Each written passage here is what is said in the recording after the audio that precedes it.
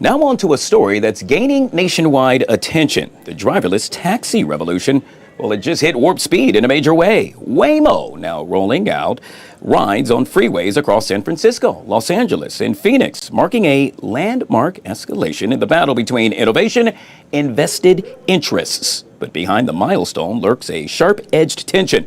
Labor groups and city regulators are digging in their heels.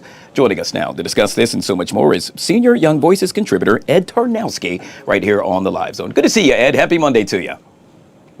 It's nice to be on. Thanks for having me on the show. All right, Ed, so let's jump right into this. I'm hoping you can elaborate on a recent article you wrote where you discuss these crackdowns and whether or not they are truly about public safety and or about protecting legacy interests from a future that's already here. Mm-hmm. Right. Well, I use Boston as one of the most recent examples, as it was one of the most stark. But what we saw in Boston is advocates on this, the Teamsters Union with support of members of the city council was asking for a new ordinance that would that Waymo described would essentially make Boston the first city to ban autonomous vehicles based on vibes. Essentially, what that's coming from is one of the things that they invoke for a reason for this ordinance and for these restrictions on autonomous vehicles in Boston is safety. Yet we see Waymo's newest safety data showing a 91% decrease in serious injury accidents in their cars compared to human drivers. So we're just not seeing a lot of the messaging line up to reality, which leads me to believe that a lot of it comes more about influence, as many of they're representing many workers who are considered competitors to Waymo. Yeah, and it's no secret, many would really argue that the AV restrictions often protect incumbent power structures and not public safety. What say you?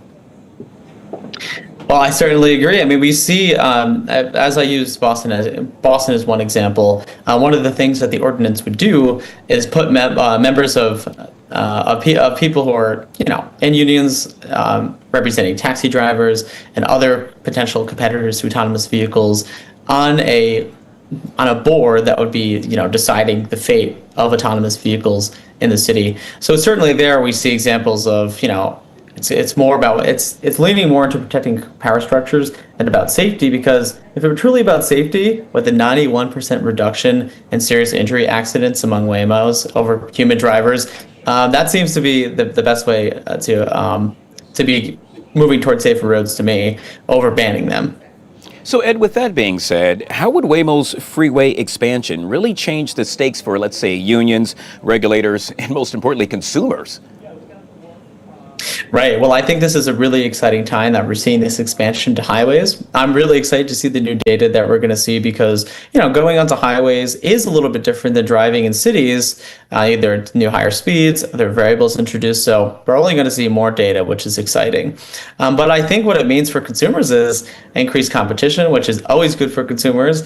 That could mean cheaper rides across the board, as other competitors are going to be looking over their shoulders, seeing how they can try to retain their consumers. And then we're going to see, more options for people. Further, I think a lot of people are going to see this, particularly, again, special interests, certain unions, are going to see this as increased competition.